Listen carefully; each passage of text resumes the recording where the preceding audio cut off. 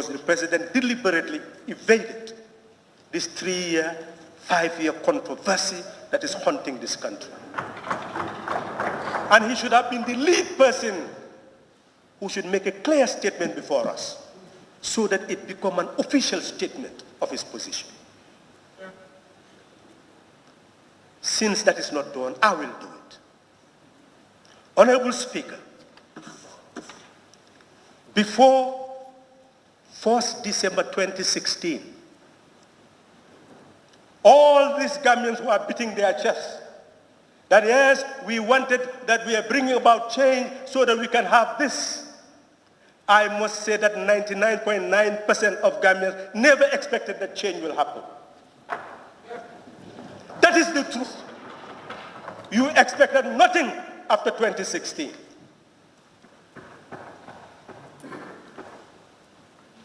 Because of fear, dilemma, confusion, and a nation heading into war. Some of the people who are in certain parties who are part of the ruling feel that, well, we were going in the right direction, but eventually this brought about the change. We were heading towards war. The APRC headquarters was burnt. And many more of that was coming. Who knows, we may have ended up with a Gaddafi situation. Who was stronger than Gaddafi? Who on earth was stronger than Gaddafi? So this change was not a change for this party or that party. It was a change to save the Gambia so that we will not lose this country because we were heading towards losing it. So nobody should look at the past and hope that we'll return to it. And nobody should claim to be the creator of the present, because some were in prison at that time and needed to be saved. It is national effort that brought us together for a project of saving the Gambia. To create a Gambia where all of us will see ourselves, all of us will own, all of us will belong to, no matter the past, no matter the present. That was the objective. One Gambia, one nation, one people.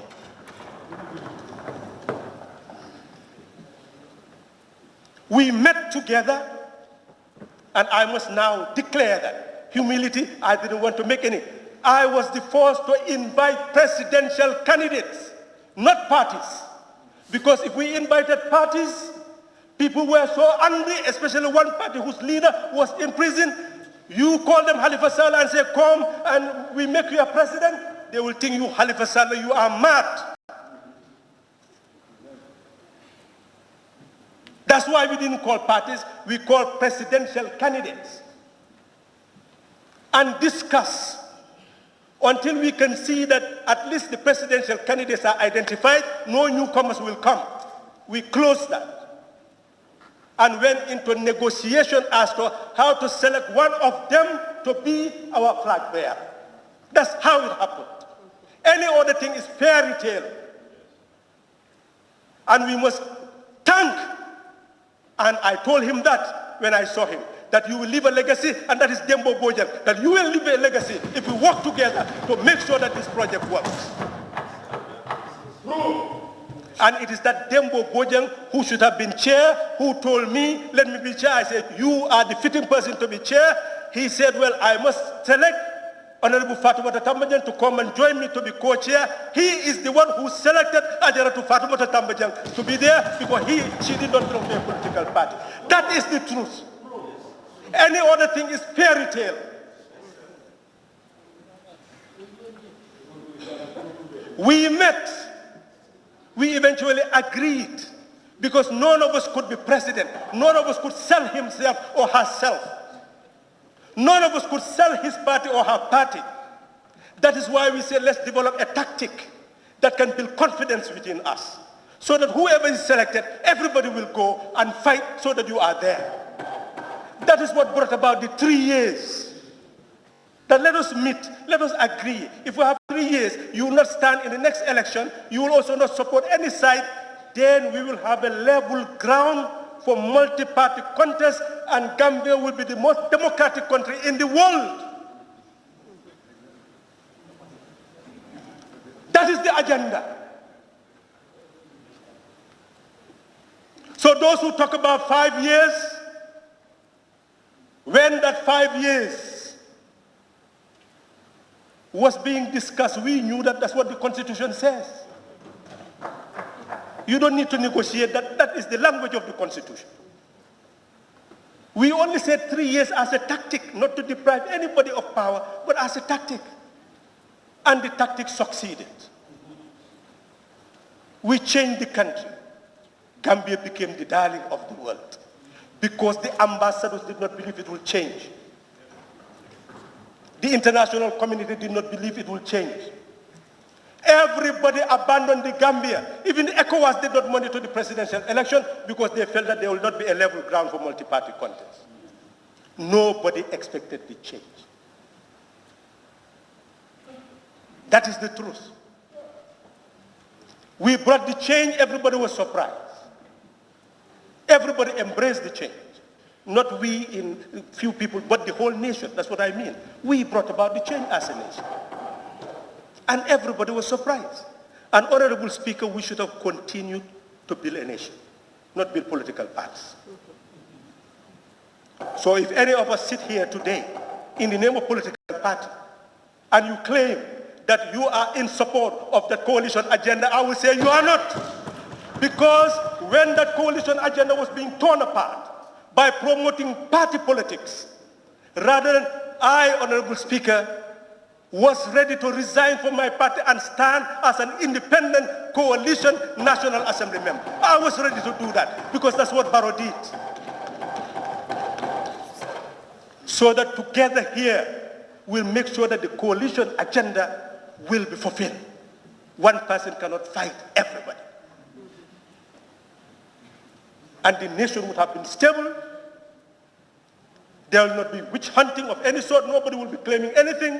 All these anomalies that are being said by our brothers and sisters from Fonj, all this would not have happened because we would have been one people, reshaping the destiny of this land. This was the intention of the 3 years. But that was torn to shreds. And now you have an executive presidency who will appoint you and remove you as former coalition partners. Where is your coalition power? Do you have power to remove him? Do you have power to determine whether he sits 3 years or 5 years? You have no power, you the coalition members. You don't have a coalition. That is the truth. That agenda has disappeared. And those who now talk about agenda, coalition agenda, 3 years. Honorable Speaker, people must remember.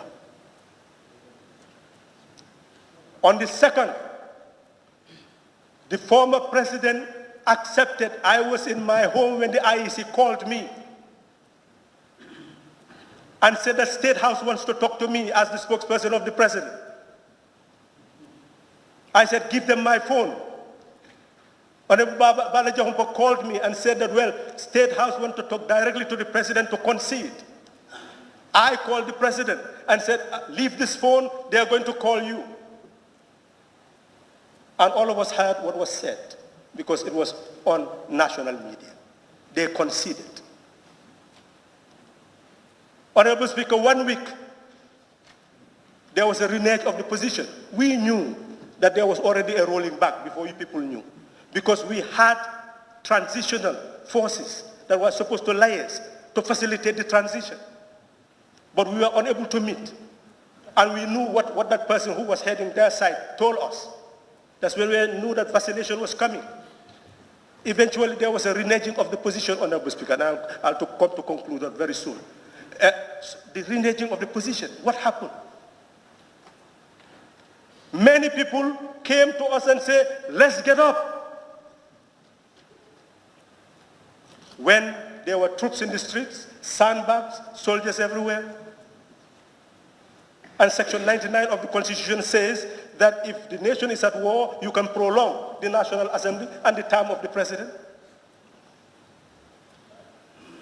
We said peace. His term ends 18th January. And when it ends, if he continues, he becomes a rebel. Anybody who's supposed to will become a rebel. That's what we told people. Calm down and wait to claim your victory on the 19th. And when ECOWAS came, they were proud. They felt that this was the most pleasing mission that they have ever carried. When they met people and found out everyone was ready and we knew exactly what we wanted, it pleased them. They accepted that they will also wait for the 19th and they will come and join us in the celebration. But they went and prepared their standby force.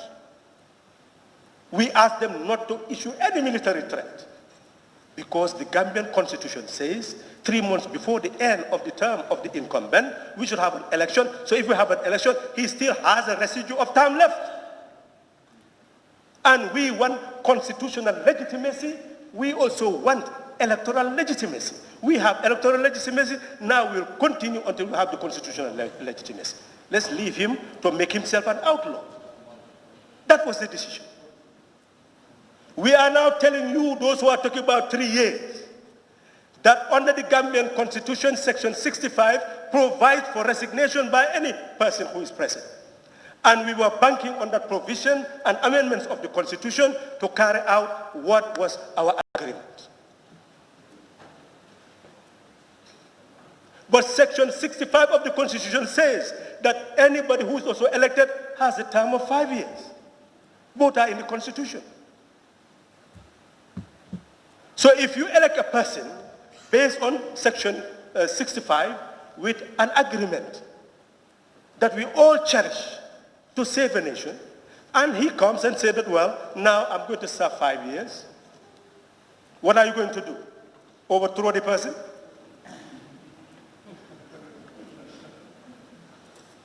So who is now on the side of legality? So let's understand what happened here. And Honorable Speaker, let me come to this conclusion. On the 20th of January, nobody could predict whether bombs will not fly everywhere in the country. Whether it was land, sea, or air, some people felt that change will never come except through war. That trajectory was changed by people in this country and dealing with the right forces.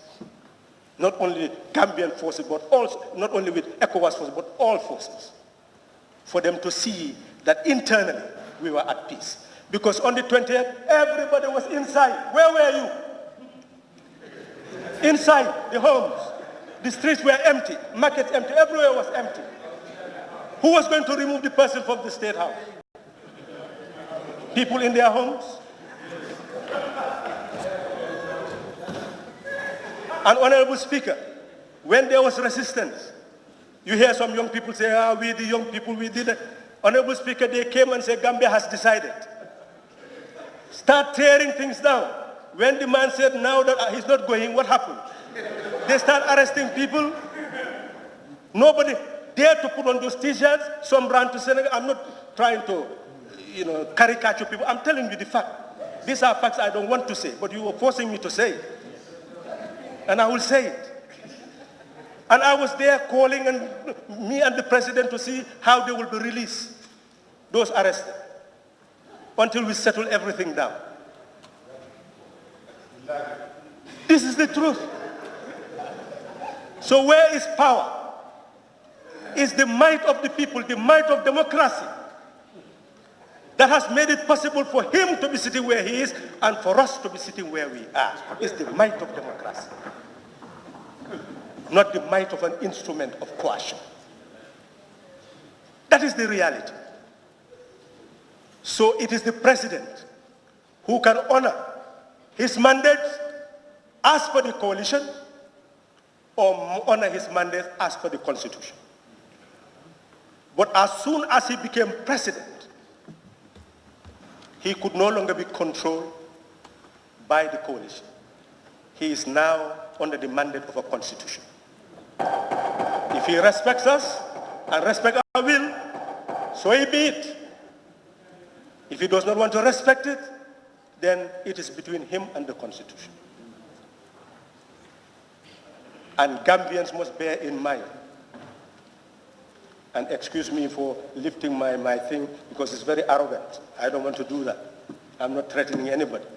But bear in mind that ECOWAS and the UN had only one role, which was conveyed to me very clear. And the role was reversed a bit because of something, and I will conclude there, Honorable Speaker. That's something I'll tell you. Their role was to ensure that the elected president of the Gambia is seated and is protected. And when they were coming with that mission and to fight anything that was on the way of that. And they wanted to do more, in fact. We reversed that process and told them that here you will find no threat. Because all the security chiefs, everybody was united at that time that it's finished. Now everybody will owe loyalty to the new administration. So they were told that they will receive no threat, and they came in and received no threat. And all the workings were done to ensure that they live in harmony with the security forces in the Gambia. All that was done, negotiated, and people put in between. And we had the peace. But Honorable Speaker, if there was resistance, there will be war, and we will not be here.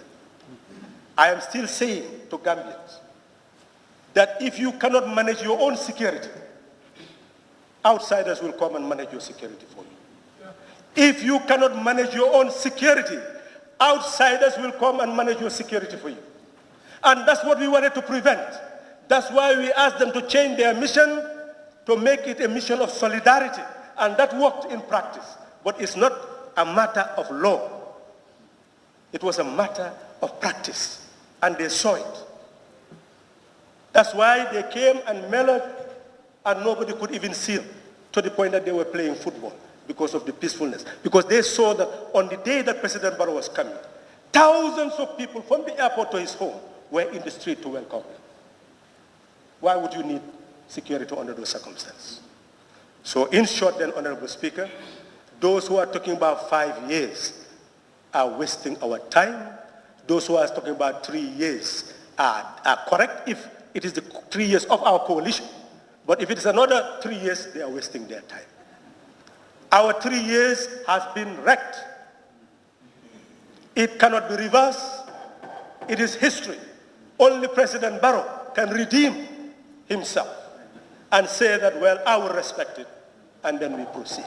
But if he says that he does not respect it and will not respect it, well, it's left to him.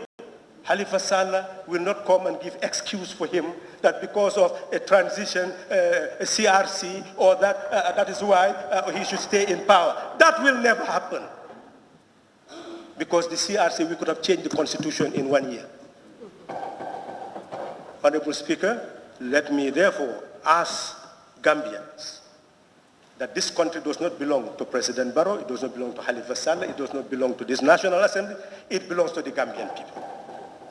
They are the ones now who must understand that a government, I'll conclude, Honorable Speaker, I know that I've taken too much time, but because of the situation, that's why I'm clarifying it. A government must be criticized, must be scrutinized, must be restrained, and then must be changed according to the Constitution if you believe in democracy. But change by overthrowing it if you don't believe in democracy. Overthrowing a government which does not have any means left for people to change it through the ballot box may become necessary. To overthrow a government which does not create any democratic base for the existence of a citizenry may be necessary. But where a government can be removed through the ballot box, you look for the term limit established by Constitution and then abide by that term limit and remove that government should you believe that restraining, scrutinizing, and criticizing it is not enough, that it cannot deliver, then remove it when the time comes so that you serve your purpose. So 3 types of Gambians are here now. Those who believe in that, who believe that President Barrow should honor his mandate because we have lost control of him and what we planned did not happen.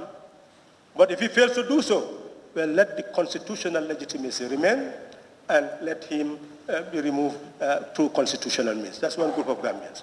Those who believe that regardless he must go, that's another group of Gambians. Those who believe that they are giving him 5 years which the Constitution already gives him, that is really a waste of time because in fact you are really affronting the Constitution by making a recommendation that powers that he already has. Thank you very much, Honorable Speaker.